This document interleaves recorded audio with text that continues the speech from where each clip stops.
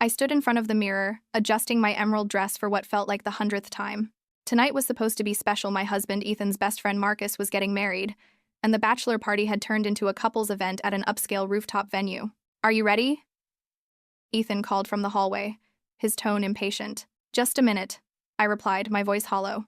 I should have been excited. I should have been happy. But all I felt was the familiar emptiness that had lived in my chest for the past 3 years.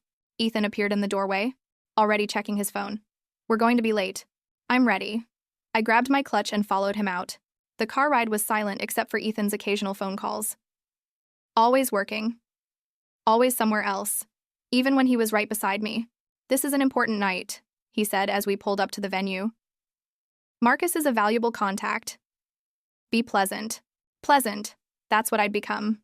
A pleasant accessory to his perfect life. The rooftop was already crowded when we arrived. String lights glittered overhead, and laughter filled the air. I watched couples touching, leaning into each other, whispering private jokes. Everything my marriage wasn't. "Maya!" Marcus bounded over, his face flushed with happiness. "You made it! Sarah's been looking for you. Congratulations," I said, managing a genuine smile. Marcus had always been kind to me. Always tried to include me. Sarah appeared, radiant in a cream dress. "Maya, come meet my bridesmaids." I followed her, feeling Ethan drift away without a word. Already networking. Always networking. But then my eyes caught someone across the room, and my heart stopped. Someone I'd been hoping and fearing to see.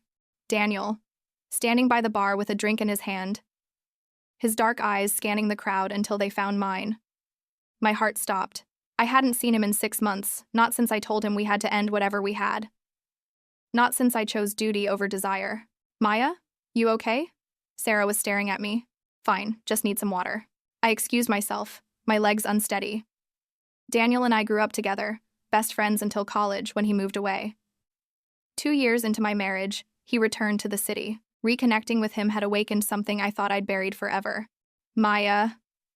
Jennifer's sharp voice cut through my thoughts. Ethan's sister approached, her smile tight. "Lovely dress. Is it new or—" "Hello, Jennifer.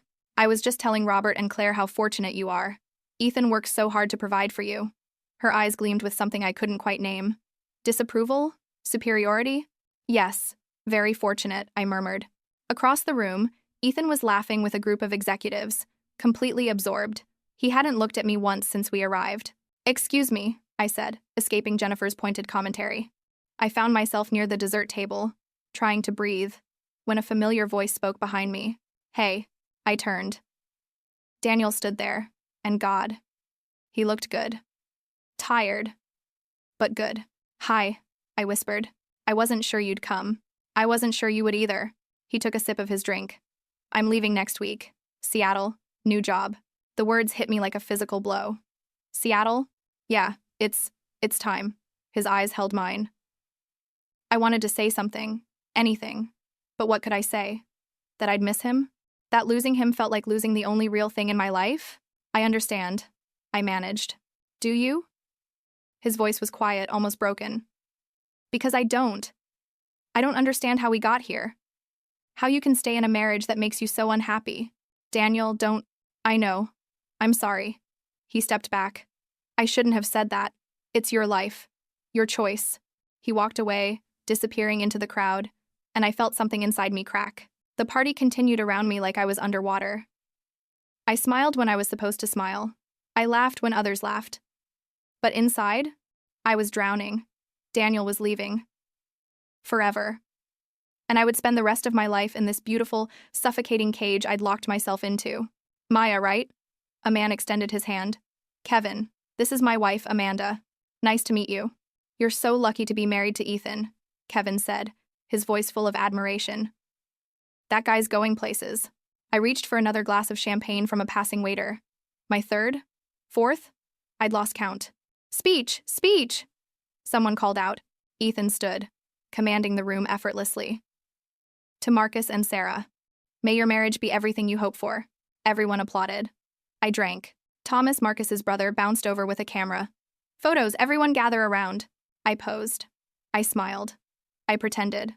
An hour later, I found myself back at the dessert table, the champagne making everything fuzzy and raw. When Daniel appeared beside me again, I didn't walk away. "One more conversation," he said quietly. "Before I go. Please." We moved to a quieter corner of the terrace. The music was softer here.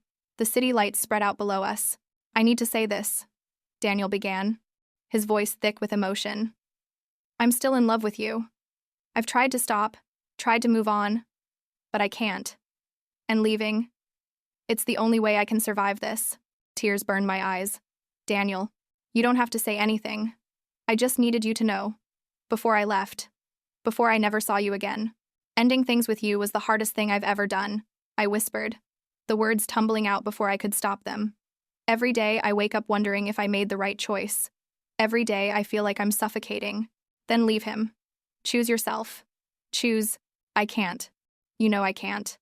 My family, his family, everything we've built. You've built a prison. Maybe it was the alcohol. Maybe it was the heartbreak.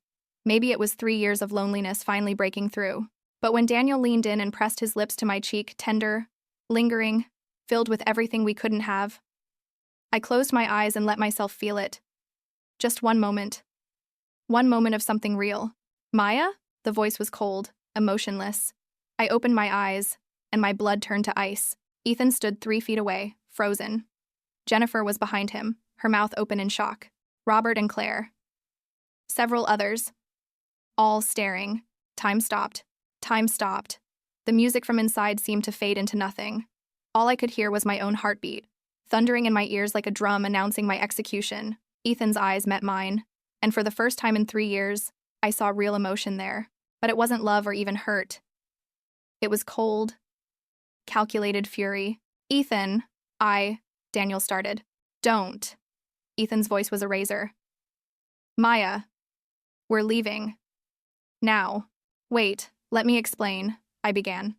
Now, Jennifer's face showed pure satisfaction. She'd always thought I wasn't good enough for her brother. Now she had proof. Ethan grabbed my arm, not rough but firm, and steered me toward the exit. Every step felt like walking through fire. I could feel every eye on us. The whispers started immediately, a wave of judgment following us out. "Ethan, is everything okay?" Marcus appeared, concerned. "Family matter," Ethan said curtly.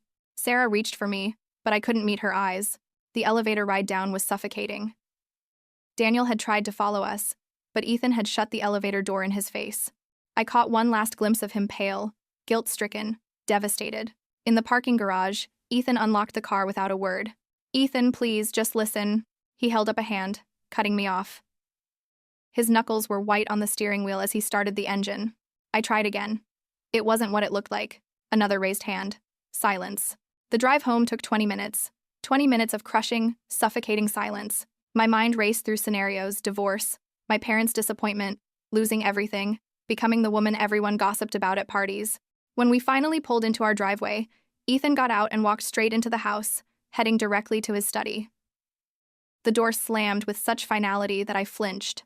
Mrs. Chen, our housekeeper, appeared from the guest house, drawn by the noise. I stood in the hallway, still in my emerald dress, trembling. From inside the study, I heard Ethan's voice, low and furious, making phone calls.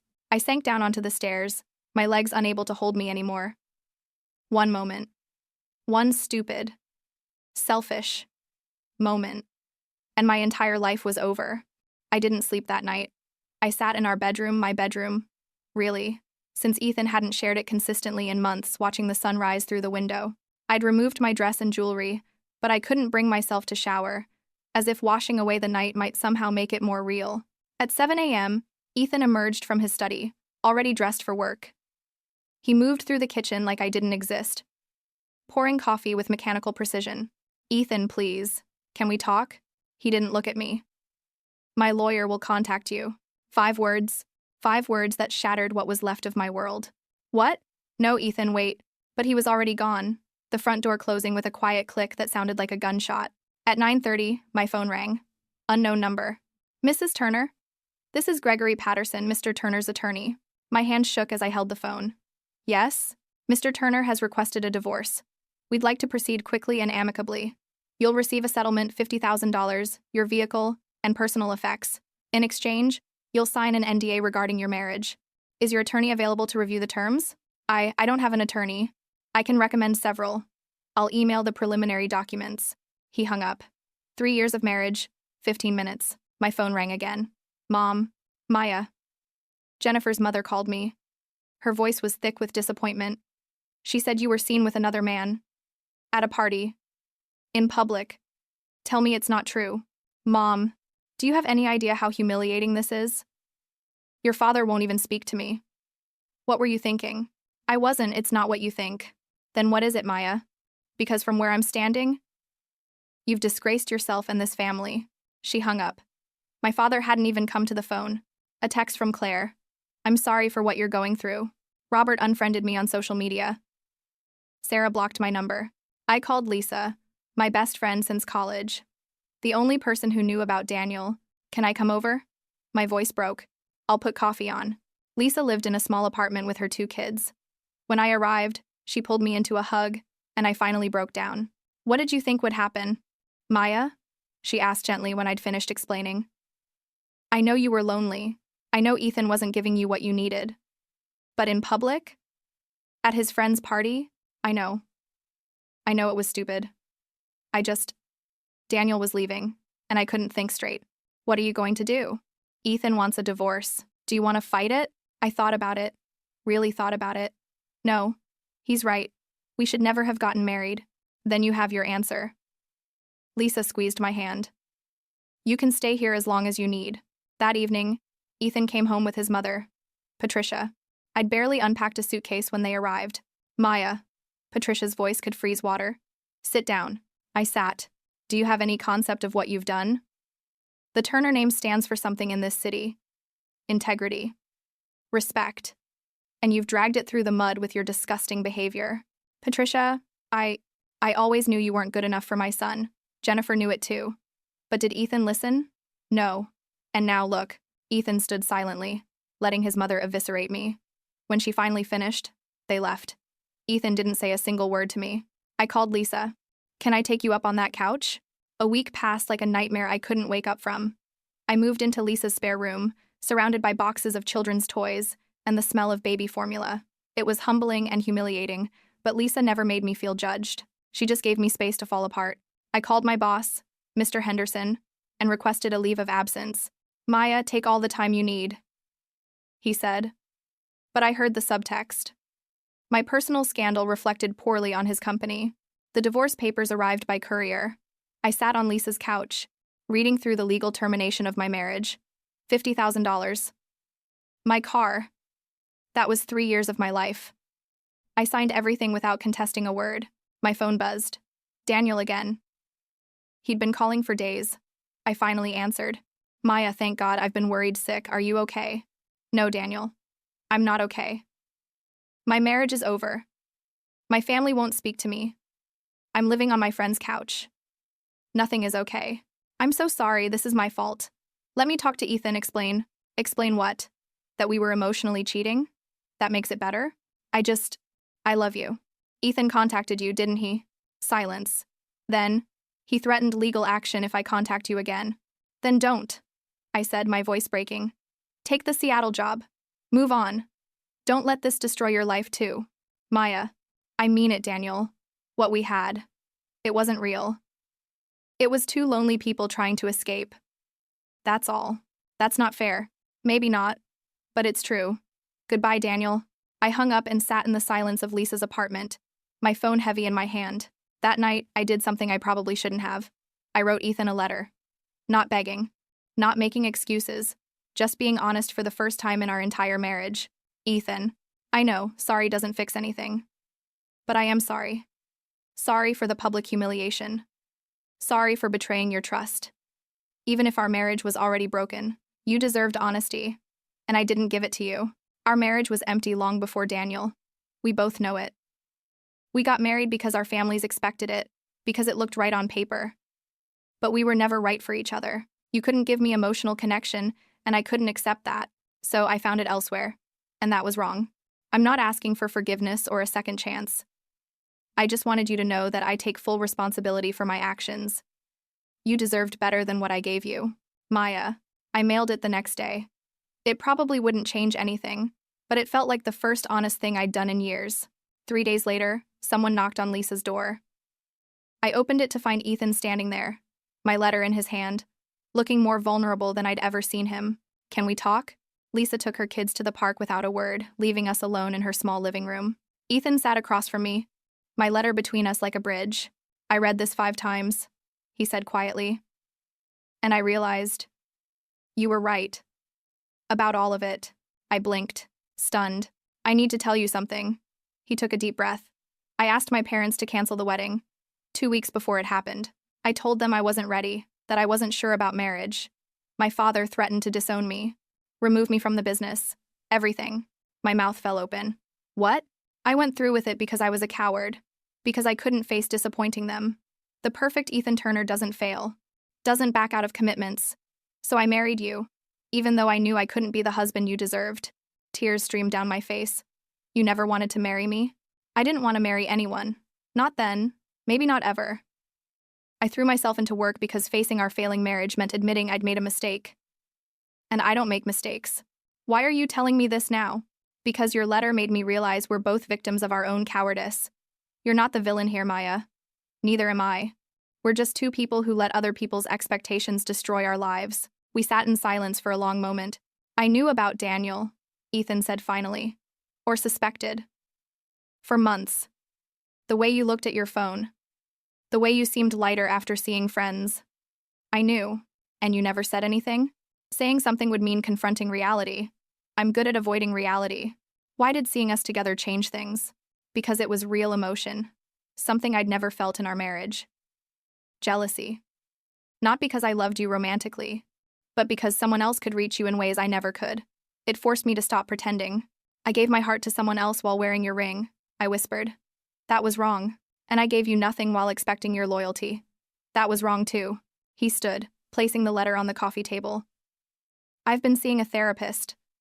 She's helping me understand that I've been living a life my father designed, not one I chose. I'm not asking you to come back. We're not right for each other. But I wanted you to know. We both deserved better than what we gave each other." He walked to the door, then turned back. "I hope you find what you're looking for, Maya. Real happiness. Not the performance we had."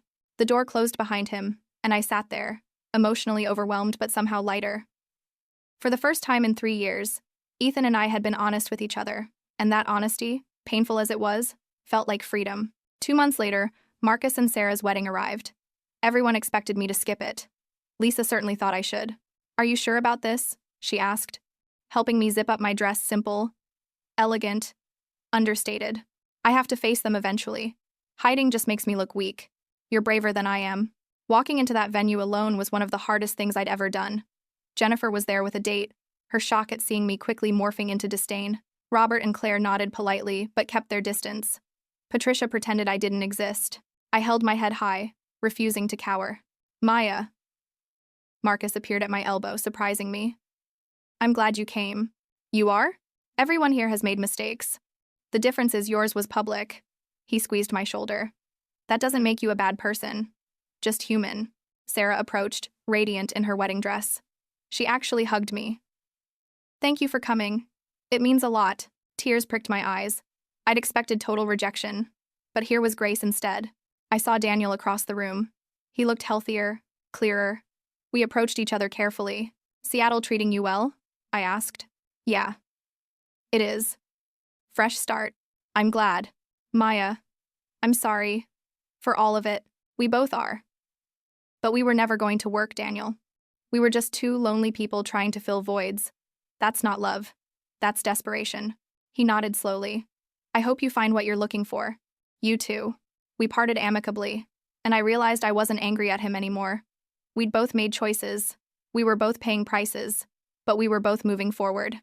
I left the reception early, not because I was running away, but because I'd accomplished what I came for. I'd faced the judgment, made my peace, and proven to myself that other people's opinions didn't define my worth. As I drove away, I felt something I hadn't felt in years. Freedom. 6 months after the divorce was finalized, I moved into my own apartment. Small, 1 bedroom, in a neighborhood I'd never lived in before. But it was mine. Every piece of furniture, every picture on the wall. My choice. For the first time in my adult life, I wasn't living in someone else's space. Work became fulfilling in ways it never had been. Mr. Henderson promoted me after I led a successful campaign. I reconnected with painting, something I'd loved in college but abandoned. I took up hiking. My neighbor, Priya, a divorced woman in her 40s, knocked on my door one Saturday. "Coffee?" she offered. "I saw you moving in. Thought you might want a friend." Priya became my unexpected mentor, teaching me that divorce wasn't failure, it was sometimes the bravest choice. A colleague named James asked me to coffee. I politely declined. I wasn't ready for romance. Maybe I wouldn't be for a long time. And I was okay with that. Dr. Reeves, my therapist, helped me understand that I'd betrayed myself long before I betrayed Ethan by agreeing to a marriage I didn't want, by staying silent about my needs, by seeking validation outside myself. I visited my parents. The conversation was difficult. "I'm still disappointed," Mom said. "I know, and I'm sorry I embarrassed you. But I'm not sorry for leaving a loveless marriage. Maya, I'd rather be divorced and honest than married and miserable." Dad remained silent, but something in Mom's eyes softened slightly. Maybe not understanding, but the beginning of acceptance. A friend mentioned Ethan was engaged. Vanessa, someone from his firm. My first instinct was hurt, but what I actually felt was relief. He was moving forward. So was I. That night, I stood in my apartment, looking at a painting I'd just completed, abstract, colorful, chaotic but beautiful. I felt proud of what I was creating from the broken pieces of my old life. A year after that fateful night at the bachelor party, I stood on a hiking trail overlooking the city. Lisa and her kids were with me. These weekend hikes had become our tradition. The morning sun painted everything golden. "Aunt Maya, look!" Lisa's daughter pointed at a bird. I smiled, feeling genuinely happy. Not performed happiness. Real, deep contentment. "You look different," Lisa observed. "Lighter. I feel lighter." I wasn't the same woman who stood in that emerald dress, drowning in a life chosen from fear. I'd learned painful lessons about honesty, about living authentically, about the difference between loneliness and solitude. Daniel was thriving in Seattle. We exchanged occasional friendly messages. The passion was gone, replaced by mutual respect. Marcus and Sarah were expecting. Ethan and Vanessa had married in a small ceremony. From what I heard, they seemed genuinely happy. Patricia and Jennifer remained cold. But I no longer sought their approval. Last week, I'd run into Ethan at a coffee shop. "Maya, you look well. So do you. I heard about Vanessa." "Congratulations." "Thank you. Therapy helped me figure out what I actually wanted." He paused. "Your letter gave me permission to be honest. Thank you for that." "Thank you for that. We both needed honesty." "We did." "I wish you well, Maya." "I mean that. I wish you well too." We parted as something we'd never been in our marriage. Friends. That kiss at the bachelor party, that moment of weakness, had been a catalyst. Both Ethan and I were trapped in performances, and my public betrayal shattered the illusion. It was humiliating and painful, but it was also liberating. Neither of us would have had the courage to end things otherwise. Now I had fulfilling work, genuine friendships, a relationship with myself that was honest and kind. I was dating casually but not rushing. I'd learned I didn't need someone else to complete me. I was never incomplete, just lost. My phone buzzed. "Priya, dinner at my place? Bringing someone I want you to meet." I smiled, typed, "I'll be there," and continued hiking. Lisa bumped my shoulder. "What are you thinking about?" "How far I've come." "Proud of you." I looked out at the horizon, the city spreading endlessly before me. I didn't know what the future held. But for the first time in my life, I was excited to find out. I wasn't running from myself anymore. I wasn't hiding behind others' expectations. I was just Maya. Flawed, honest, free, and that was enough. The end.